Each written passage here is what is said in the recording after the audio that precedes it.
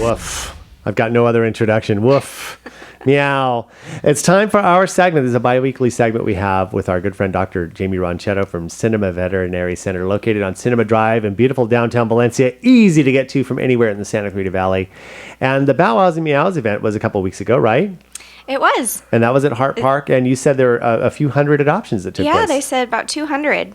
And that's pretty amazing. So even in the blazing heat, it was over 100 degrees, I think, that day. Everything still worked out. It was so hot, but it was very successful. Well, good. And that's what's important is if you're able to adopt a pet, especially either from a shelter or that found its way out of its home and you can find a loving home, that is always a wonderful, wonderful thing.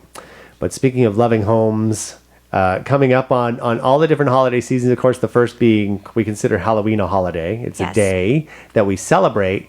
And there's a lot of things that go on with pets on Halloween. First of all, I want to talk, we'll get to the candy portion and all the candy that dogs are allowed to have, which is very limited to none. But I want to talk also about safety on the level of, knocking on doors and opening the doors, closing doors, and things especially with cats getting out on Halloween. I mean, there's always the fear that your cat is going to be, especially your black cat, something's going to terribly happen to it. But even still, when they're indoor animals, dogs and cats, we should make sure and take extra care when we're answering the door. There's a lot of anxiety with the doorbell ringing, especially dogs who, like mine, no matter what you've done to try and train them not to bark when the doorbell rings and get very excited, what happens? Right. So is there anything that we can do in that to take that into consideration, either to keep them calm or hopefully keep them out of under our feet or under children's feet and running out of the porch like mine love to do? I mean, I always recommend, especially if they're very excitable, the dogs to maybe keep them in a separated room with like the TV on or some music on so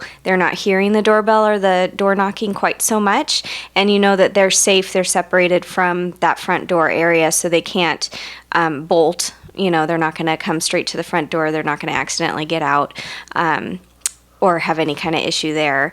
And same with the kitties. It is a very dangerous time for cats at Halloween time because there's mean people out there and bad things happen every year. So even if kitties are used to being outdoors, try to bring them in on that Halloween evening time and keep them in overnight. And if they're indoor only, then keep them separated like I would recommend for the dogs, just so there's not that chance that they can get spooked and slip out the front door. Exactly. One of the things we do, we have what used to be the circular gate that you can clip when our dogs were puppies.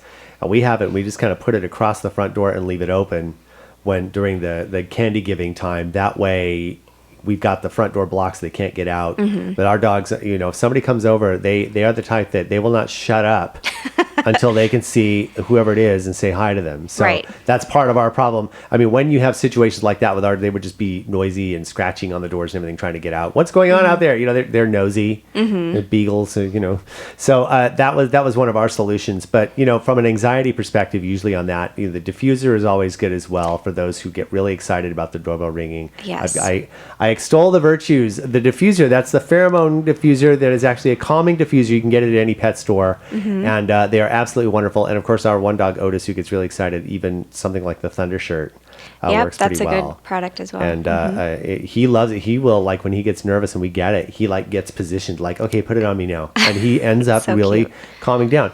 But let's talk about candy. Yes. Let's talk about, kids making sure that we make sure the kids know that your dog cannot have candy. Right. Or cat. Most people know that chocolate is dangerous. The darker the chocolate, the more toxic it is. So they can have even a very small amount of a dark chocolate, and it can be very, very dangerous. A lot of people don't realize that, pretty much any kind of candy is not going to be good. But anything with xylitol in it, like the sugar-free candies, xylitol can be very dangerous as well because it actually lowers their blood glucose to a dangerous level, and that can be deadly too. So really making sure that your children are aware that, no candy is good for dogs and cats. They don't need to share. Right. Yeah, even if they're begging. Most kitties are more discriminating than dogs. I was but- going to say cats are a little bit finicky about those things. I've never, I mean, they get into other stuff, but I've never noticed that cats that I've had not getting a candy, but dogs will go crazy. they think it's the treats too. So, and making sure that happens, because you would like to have a November 1st of back to regular normal checkups, maybe normal medical That things. would be and lovely. Not having situations where, pet got out and got attacked or got something Right. like that, or had eaten dangerous levels of chocolate or sugar-free candy. Right. And that's really important, or any other type of meals or Halloween parties and stuff like that too, because a lot of parties go on. Important also to probably especially cordon off the pets. Right. Because I've noticed no matter what, if I put signs up, please don't feed the dogs or whatever, I can tell when someone has given them a little something. So I always do that. So it's a good idea, or, kennel them for the night or whatever is even a better idea, just to make sure that they are safe with a verifiable and certifiable kennel that can take care of it. Right. So that is important. Anything else coming up on the home front? Any other adoptions or anything? Are you? No, I mean, that was our biggest event, which was great. I think Bark for Life is coming up in the next couple weekends soon, which is linked to the Cancer Walk event. We're just gearing up for Perfect. cooler weather. No one's dropped anything off at your office lately? No. Okay, good. No. So your office, by the way, on Cinema Drive, very easy to find. Just look it up, cinemavet.com. Phone number is 661-253-9300. And also, the cool thing is, once you become a client at Cinema Vet, they've got their online system where you can even do things like renew your prescription medication, or your dog's prescription, or cat's prescription medication, I should say. And also make appointments right online. Very easy to use. Dr. Jaimie Ronchetto, always a pleasure, always very informative. Thanks for stopping by. Thank you.